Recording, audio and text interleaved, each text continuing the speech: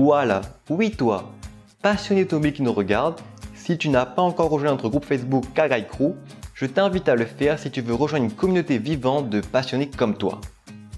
Bonjour à tous, je sais pas pour vous, mais moi j'ai été marqué par certaines voitures du cinéma. Des James Bond jusqu'à Fast and Furious, le cinéma regorge de voitures badass qui nous en mettent plein la vue. Voyons ensemble notre classement. Les Dodge Charger de Dominic Toretto dans la saga Fast and Furious. Dans le premier opus, on découvre la Charger de 1970, noire, Dominic Toretto. Cette Charger développe 950 chevaux avec un bloc V8 EMI suralimenté par un énorme compresseur volumétrique. Comble de la badass attitude, elle fait des wheelings. Cette Charger est devenue l'emblème de Fast and Furious malgré qu'elle prend vraiment cher dans la saga. Elle aura notamment survécu à un crash contre un semi-remorque, un tunnel bourré d'explosifs, à une Maserati à châssis renforcé et j'en passe. Mais ce n'est pas la seule Charger. Dominique étant un homme borné, il décide de mettre la Charger à toutes les sauces. Dans le 6e opus, Dom conduit une Charger Daytona rouge de 1969, développant 450 chevaux, avec son V8 EMI. On aura aussi droit à une Charger version off-road dans le 7e opus. Je veux le rejeton illégitime de ça. Avec ça.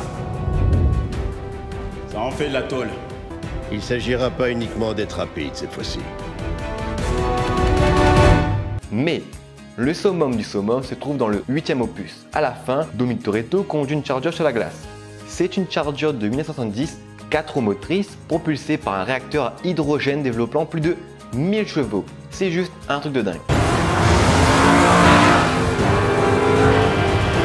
Les Aston Martin de James Bond. Contraste énorme avec la saga précédente, ici ce ne sont plus des gros muscles américains bien bourrins, mais plutôt de la finesse, de la ruse et du génie qui fait de ces Aston Martin des badass dans leur genre. Prenons par exemple la Aston Martin mythique du film James Bond Goldfinger, à savoir la Aston Martin DB5 Saloon de 1965. Elle était équipée de mitrailleuses, de vitres teintées et de sièges éjectables. Juste génial. Mais ma préférée reste la Aston Martin V12 Vanquish du film James Bond meurt un autre jour.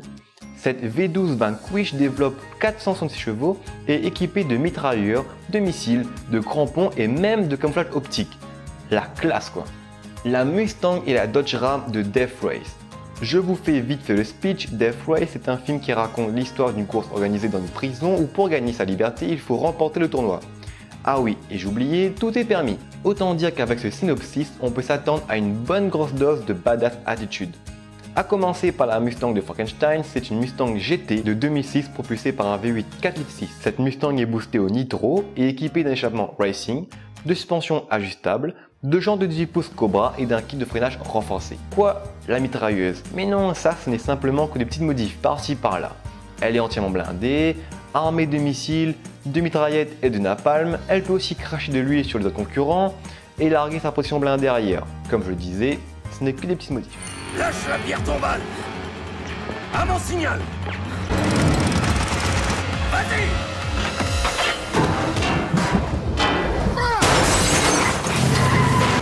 C'est comme ça que tu veux jouer? Ok. La Dodge Ram 1500 4-wheel drive de 2004 est elle conduite par Machine Gun Joe. Elle est équipée par des mitrailleurs provenant d'hélicoptères militaires. Ce lourd accessoire la ralentit légèrement mais lui confère une apparence encore plus redoutable. La 406 de la saga Taxi.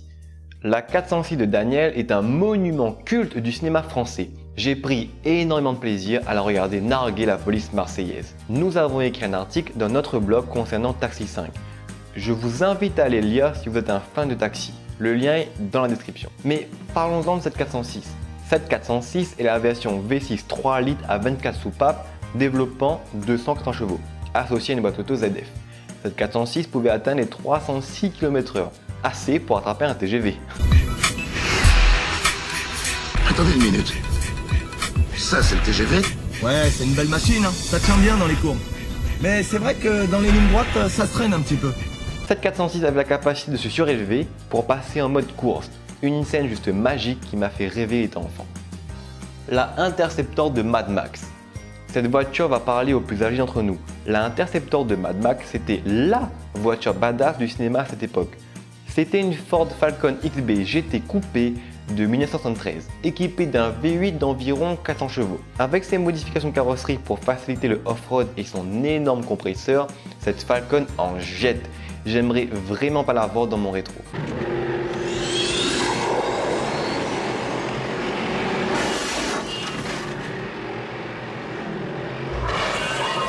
La Ford Mustang GT390 de Bullitt. Qui ne se rappelle pas de la course poursuite mythique dans San Francisco? Cette Mustang verte aura fait rêver toute une génération et son légendaire acteur Steve McQueen a fait de cette Mustang une vraie badass. Voilà, notre classement s'arrête ici. Dites-moi dans les commentaires quelle est pour vous la voiture la plus badass du cinéma. Abonnez-vous à la chaîne si ce n'est pas déjà fait pour du contenu tous les dimanches. Cliquez sur la cloche pour ne rater aucune de nos vidéos. Moi je vous dis à dimanche prochain, plein gaz!